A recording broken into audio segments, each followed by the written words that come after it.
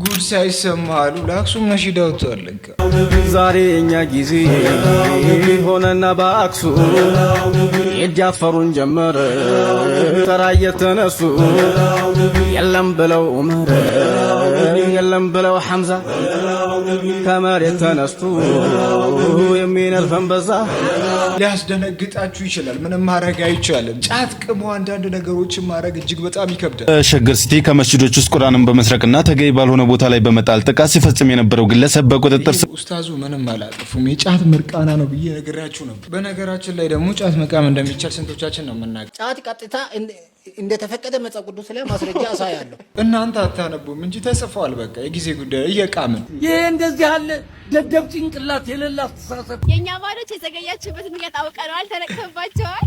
የቃማችሁ ነው? ጫት እየቃማችሁ ነው ወይ ታስራችሁ ነው? ማረሚያ ገብታችሁ ነው? እየቃሙ ነው። ወላሂ እየቃሙ ነው። ወይስ ቤት ኪራይ እኮ ችግር የለውም እናስቀንሳለን። ወላሂ እየቃሙ ነው። ጫትም አይደለም የቤት ኪራይ ማሳስቦን ሳይሆን አንድ አበባ ለመግዛት 1.5 አውጥተን እንዴት ና ጠጋ ብሎ ወሰደው ጠጋ ብሎ ወሰደው። ሰርግን ያከበደ እጅግ የሚገርም የ1.5 ሚሊዮን ብር አበባ ሰሞኑ እንግዲህ መነጋገሪያ ሆኗል። ቆይ እኔ የምላችሁ አንቺ አበባ ነሽ፣ ለአበባ ምን ይሰራል? እውነቴን እኮ ነው የምልሽ። አንቺ የተፈጥሮ አበባ ነሽ። ነገር ግን ፎርጂድ አበባ 1.5 ካልገዛ አይባል። ምን አገባ ሰውየው እንደፈለገ ይሁን። ለማን ነበር? እሺ ማቄን ቀደህ ባይና በስከው ኦ ማይ ጋድ ወንዶች ይህንን ነገር ፈርቶ ነው ወደ ጋብቻ እንዳይሄዱ ብዙ ችግሮች እያጋጠማቸው ያለውና ወደ ኳስ ዓለም እንደሚሄዱ ያስታወቁት። በነገራችን ላይ በኳስ ዓለም ውስጥ ሁላ ኢየሱስን ሁላ እናገኘዋለን። ኢየሱስ የማንቸስተር ሲቲ ደጋፊ ነው። ኢየሱስ ኳስ ያያል። ኢየሱስ ስታዲየም ገብቶ ኳስ እንዳንተ ቁጭ ብሎ ያያል። ኢየሱስን አስቀምጠን እኛ አርሰናሎች ዋንጫ መብላታችን የማይቀር ነው። እንግዲህ ቢመራችሁ ማጣ አለባችሁ። ወደ ቁም ነገራችን ስንመለስ ሳውዲ አረቢያ ውስጥ ምን እየተካሄደ ነው? ሙሽራ በቤት ተለቆ የእናትን እንቧ እንደዚህ ማየት ምን ያክል ያቆስላል? እስኪ ምን ቡዳ ይመስላል? የመዳም ልጅ ስትተታመም መዳሟ ጦንቃይ ቤት ሄደች። ይህንን ጉዳይ የሚያውቁት አንዳንድ ሙስሊሞች ሁላ ስህተት ውስጥ ገብተው ነበሩ። እኔም እኮ ኢትዮጵያዊ ነኝ። እኔም እህታችሁ ነኝ። ሰላሙ አለይኩም ወረህመቱላሂ ወበረካቱ። እንዴት ናችሁ? ሁሉ ሰላም? ገና ነኝ። ማን ላይፍ እንዴት ይዟችኋል? ለጦርነት እየተዘጋጃችሁ ነው? ነበር በጀነራል አብዱል ፈታህ አልቡርሃን የሚመራው የሱዳን መንግስት ኢትዮጵያ ላይ ጥቃት ልከፍት እችላለሁ እያለ በቃ እኛ ፓርላማ ውስጥ ያለን ሰዎች ደግሞ የማዕድን ሚኒስቴር ሳይሆን አይቀርም። እና ወደ ገደለው ስንገባ እንዴት ናችሁ ግን? ላይፍ እንዴት እየሄደ ነው? ስራ፣ ትምህርት ምን ይመስላል? ባላችሁበት ሁላ ላይክ አድርጉ፣ ሰብስክራይብ አድርጉ፣ ኮመንት አድርጉ ሳትባሉ እያደረጋችሁ የነበራችሁ ሰዎች እስቲ ጠጋ በሉ። What are you doing? አሁን በቃ ሪላክስ የምናደርግበት ታይም ስለሆነ እስቲ ከድሮ ትዝታችን እንነሳ። እስቲ አንዴ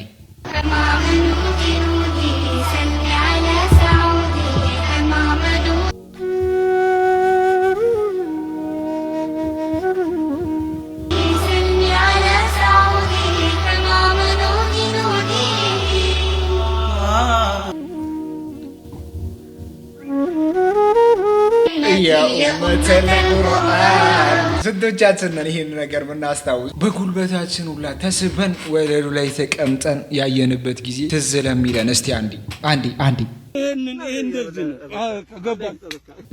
ጊዜው ተቀይሯል። ያልተቀየረ ነገር የለም። ግን አሁን ያለንበት ጊዜ ትክክል ነው የሚለው ጊዜው ራሱ ምን አይነት ጊዜ ነው?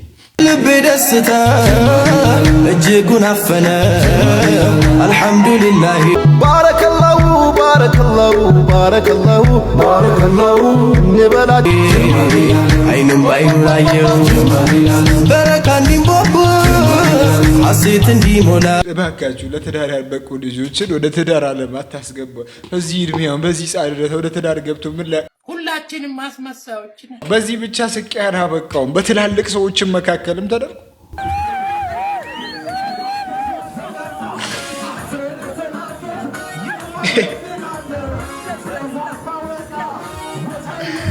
የሆነ የተጣመመ ነገርም አለ በእኔና በአንቺ መካከል። አንቺ ደግሞ ያለሽበት ሁኔታ ራሱ እጅግ በጣም ያሳዝናል። እውነት በውበቷ ልቤ ተማርኮ ሌላ ማሰብ አቃተኝ። ለዚህ ሂጃብ ስንት መስዋዕትነት እየተከፈለ ነው። ለዚህ ሂጃብ ብዙዎች ደማቸውን እያፈሰሱ ነው። ለዚህ ሂጃብ ህፃናቶች አንገታቸውን ተቀልቶ ለኛ ያስረከቡ። ግን እንዴት እንደመጣ በእስልምና ውስጥ ያደጉና የእስላም አዋቂዎች በደንብ ያውቁ። እባካችሁ እንደዚህ አይነት ድርጊት የምታረጉ ሰዎች አድቡ። በነገራችን ላይ እነዚህ ሰዎች ሙስሊም ናቸው ማለትም አልችልም። ምናልባትም እነዛ ሰዎች የሚሰሩት ተንኮል የሚሰሩት ብዙ ነገሮች ስላሉ እኔ ወደ እነሱ ነው ያስጠጋሁት። ያወጣው ዘፈና ማነው ስሙ? ይሁሉ ወንድሜ እግዚአብሔርና አጋንንትን እኩል ለማምለክ አትሞክር። ይህች ሀገር መቼም በዘፋኝና በዘፈን መፍትሄ አታገኝም። አርቲስት ነን በሚሉ ሰዎች ይህች ሀገር ጥንትም አልሰሯት፣ ዛሬም የጥፋቷ ምክንያት እነሱ ናቸው። የእኚህ አባትና የኡስታዝ ያሲን ኑሪ ኦር ኑር የተናገሩት ነገር ሁሉም አንድ አይነት ነው። ለምንድን ነው ግን የኡስታዝ ያሲን ኑር ጎልቶ እንደዚህ ሊያንጨረጭራቸው የቻለው? አክቲቪስቶች ኡስታዝ ያሲን ኑሩ በተናገሩት ንግግር ብዙዎቹ እንግዲህ እሳቸው ላይ አፋቸውን እየከፈቱ ነበር። ከዚህ ውስጥ መካከልም ትላንትን ባወራንበት መሰረት አሲያ ናት። አሲያ በዚህ ጉዳይ ላይ እንዴት ገብታ ታወራለች? አሲያ በዚህ ጉዳይ ላይ ሲጀመር መንገድ እየፈለገች ነበር። ከዚህ በፊትም እሳቸውን ብዙ ጊዜ ኡስታዝ ያሲን ኑሩን ብዙ ጊዜ ትሳድባለች። አሁን ግን ሰዎች ተረባርበው ወደ እሷ የተመለሱ ይመስላል። ኡስታዝ አሲያ መቼም የሴት ሀዲስ ተናጋሪ ያየነው ባንቺ ነው። እኛ የሴት ሀዲስ ተናጋሪ የለም ተብለን ነው ድሮ ያደግ ነው። እና ያሲን ኑሩ ስለ አንድ ዘፋኝ ጁማ ቁጥባ ላይ ቁጥባ አደረገ ብለሽ ስትይ ነበር። ምን ችግር አለው? ህዝቡን ለማስተማር እስከሆነ ድረስ ወጣቱን ለመታደግ እስከሆነ ድረስ ስለ ፍርዓውን እንኳን መስጊድ ውስጥ ይወራ የለ? አላህን ስላመጹት እመቶች እንኳን መስጊድ ውስጥ ይወራ የለ? ምን ችግር አለው? ህዝቡን ለማስተማር ህዝቡን ለመመለስ አገርን ለመታደግ ወጣቶችን ለመታደግ ያደረገው ነገር ነው። ደግሞ ለያሲን ኑሩ አይከብድም? ህዝቡ በአንድነት ለሚወደው ሸህ መጀመሪያ ሴት ሀዲስ አትናገር። ኡስታዝ ያሲን ኑሩ በጁሙዓ ቀን ሚንበር ላይ መስጊድ ውስጥ እንዴት ስለ አንድ ዘፋኝ ስለ አንድ አዝማሪ ኹጥባ ያደርጋል ብለው ሰሞኑ አንዳንድ ሙስሊሞች ኡስታዝ ያሲን ኑሩን እየወቀሱት ይገኛሉ። ይህ የሆነ ያለው ለመሰላችሁ ኹጥባ ማለት ምን ማለት እንደሆነ ካለመረዳት ወይም ካለማወቅ የተነሳ ነው። ኹጥባ እኮ ሐዲስ፣ ቁርአን፣ ፊቅህ የምትማርበት መድረክ አይደለም። በወቅታዊ ጉዳዮች ማስታወሻ ብቻ ነው ተዝኪር የምታደርግበት እንጂ የደርስ መድረክ አይደለም። ደርስ የፈለገ ቁጭ ብሎ ነው የሚማረው እንጂ ከኹጥባ ላይ እኮ ተምሮ ሐዲስ፣ ፊቅህ ምናምን አውቆ አይወጣም። ይህ ማስጠንቀቂያ ማስታወሻ ብቻ ነው። ሐታ ነቢያችን ሰለላሁ ዐለይሂ ወሰለም እኮ የሆነ ጉዳይ ሲገጥማቸው ሚንበራቸው ላይ ነው የሚወጡት። ሚንበራቸው ላይ ወጥተው ማባሉ አቋም እነዚህ ሰዎች ለምንድን ነው ከዚህ ድርጊታቸው የማይከለከሉት እያሉ ኹጥባ የሚያደርጉት። ኡስታዝ ያሲን ኑሩ በመሰረቱ ስለ ዘፈኑ አይደለም ኹጥባ ያደረገው። ሙሉን ኹጥባ አልሰማችሁትም። ስለ ዘፈኑ አድርጎ ቢሆን እንኳን በዘፈኑ ዙሪያ አድርጎ ቢሆን እንኳን የኡስታዝ ያሲን ኑሩ ፈቂህነትን አዋቂነትን ይገልጻል እንጂ የሚያስወቅሰው ተግባር አይደለም። ዘፈኑን እኮ በ100 ሚሊዮን ነው 80 ሚሊዮን ሰው ተመልክቶታል። ሀገራዊ አጀንዳ ሆኗል። የሚወቅሱት የሚተቹት ሰዎች ሳይቀሩ እኮ ዘፈኑን አድምጠውታል። በዚህ ልክ ሀገራዊ የሆነን ጉዳይ ርዕስ አድርጎ መስጊድ ውስጥ አምጥቶ ቢያወራ ያስመሰግነዋል እንጂ አያስወቅሰውም። ሰዎችን ከመተቻታችን በፊት ስለዛ ነገር እስልምና ምን ይላል የሚለውን ነገር ማወቅ ተገቢ ነው። ሰላም አለይኩም ወራህመቱላህ። ከአንድ ቆማጣ አዝማሪ ጋር አምጥታችሁ አታላትሙ እኝን ጀግና አባት። እባካችሁ ከድርጊታችሁ ተቆጠቡ። አይምሯችሁን ክፍት አድርጋችሁ አስቡ።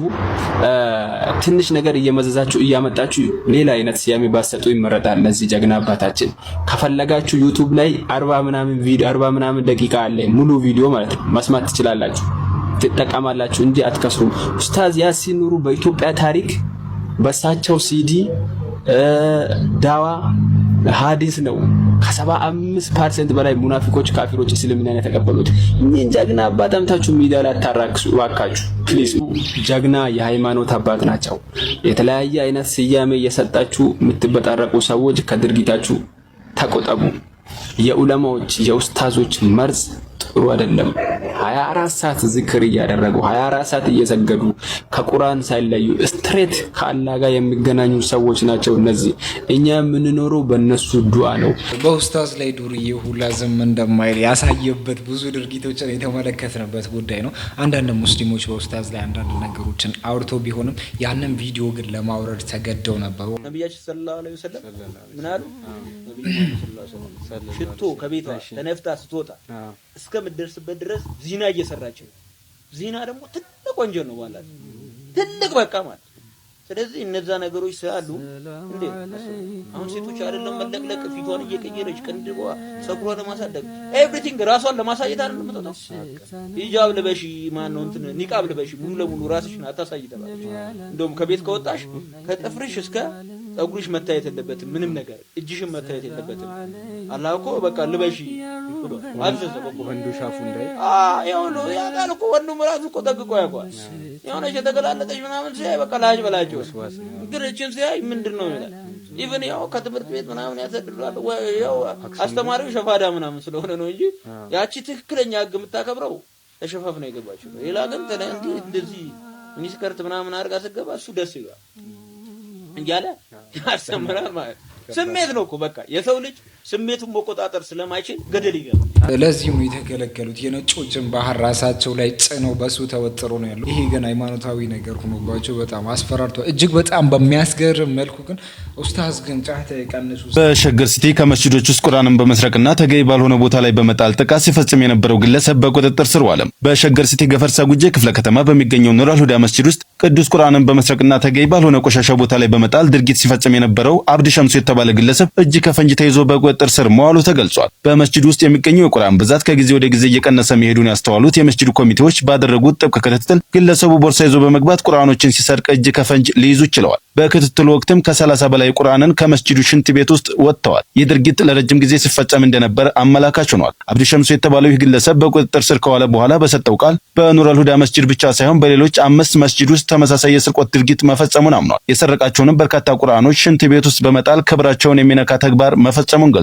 ድርጊቱ በምዕመናን ዘንድ ከፍተኛ ድንጋጤና ማዘንን የቀሰቀሰ ሲሆን ግለሰቡ በአሁኑ ወቅት በፖሊስ ቁጥጥር ስር ሆኖ ምርመራ እየተደረገበት ይገኛል። ፖሊስ ግለሰቡ ይህንን ድርጊት ለምን እንደፈጸመና ከጀርባው ሌሎች ተላላኪዎች መኖር አለመኖራቸውን እያጣራ መሆኑ ታውቋል። ለፈጠነ ወቅታዊ መረጃ ቻናል ሀገራችን ላይ እንደዚህ አይነት ሰዎች እኔ ጤነኛ አይመስለኝም። አሁን እንደዚህ አይነት ሰው ጤነኛ ነው ብላችሁ ታስባላችሁ? ቁርአንን የሆነ ነገር በማድረግ መስጊድን የሆነ ነገር በማድረግ ምንም የምትቀይሩት ተአምር የለም። እጅግ በጣም በሚያስገርም መልኩ ከጀርባው ሰው ሊኖር ይችላል እየተባለ ነው። ምን ሊቀይሩ እንደሆነ ብቻ ግራ ያጋባል። በዚህ ሰዓት ሰበር የተባለ መረጃ ተሰምቷል። በኢትዮጵያና በሱዳን መካከል ምንድነው የተፈጠረው? ልንገራችሁ። ኢትዮጵያ ትግስቴ አልቋል እያለች ትገኛለች። በትናንትናው ዕለት የሱዳን ጦር ኃይሎች በኢትዮጵያ ላይ ክስ አሰምቶ ነበር። ከኢትዮጵያ የተነሱ ድሮኖች እያጠቁኝ ይገኛሉ፣ ኢትዮጵያ የሱዳንን ተቃዋሚዎች አርኤስኤፍን ማለት ነው እየደገፈች ትገኛለች የሚል ክስ አቅርበው ነበር። እስከዛሬ ዝምታን መርጣ የነበረችው ኢትዮጵያ ዛሬ ታዲያ በውጭ ጉዳይ ሚኒስትሯ በኩል ምላሽን ሰጣለችም። ሱዳንን በትግስት እያለፍኳት ቢሆንም ነገር ግን አሁን ላይ ትግስቴን በከፍተኛ ሁኔታ እየተፈታተነች ትገኛለች። ሐሰተኛ መረጃንም እያሰራጨች ትገኛለች። እንደዚሁም ደግሞ የኢትዮጵያ ጸረ ሰላም ኃይሎችን በገንዘብም እያገዘች ትገኛለች። ከዚህ ባለፈም ደግሞ የተለያዩ ስልጠናዎችን በምድሯ ላይ እያደረገች ኢትዮጵያን እያስጠቃች ትገኛለች። ስለዚህ ትግስቴ አልቋል፣ በሱዳን ያለው ጦርነትም እንዲቆም ድጋፍ አደርጋለሁ፣ ነገር ግን ምንም አይነት ትንኮሳንም አልቀበልም ስትል ገልጻለች። በሀገራችን ደረጃ ጦር ከመጣ እንግዲህ ወደ ኋላ የሚባል ነገር የለም። ሙስሊም ለሃይማኖቱ ብቻ ሳይሆንም ለሀገሩ የሚሞት አካል እንደሆነ እነሱም ጠንቅቀው ያውቁታል። በዚህ ነገር አንደራደርም። ሀገር ሀገር ናት። አረካሽ ወላሂ ተላኛው። አንቺ ግን ደግሞ ማትደራደሪው በምግብ ነው። እኔ ምን አረኩት? ምንድነው ዋናው ነገር? ምንድነው? በምግብ ነው ፈወን ዋናው ነገር ፈወን መጨረስ እንጀራ ማለት ነው።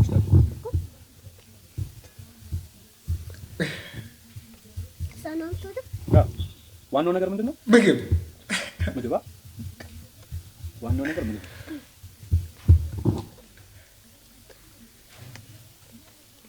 ራስ በል ታውቃለህ?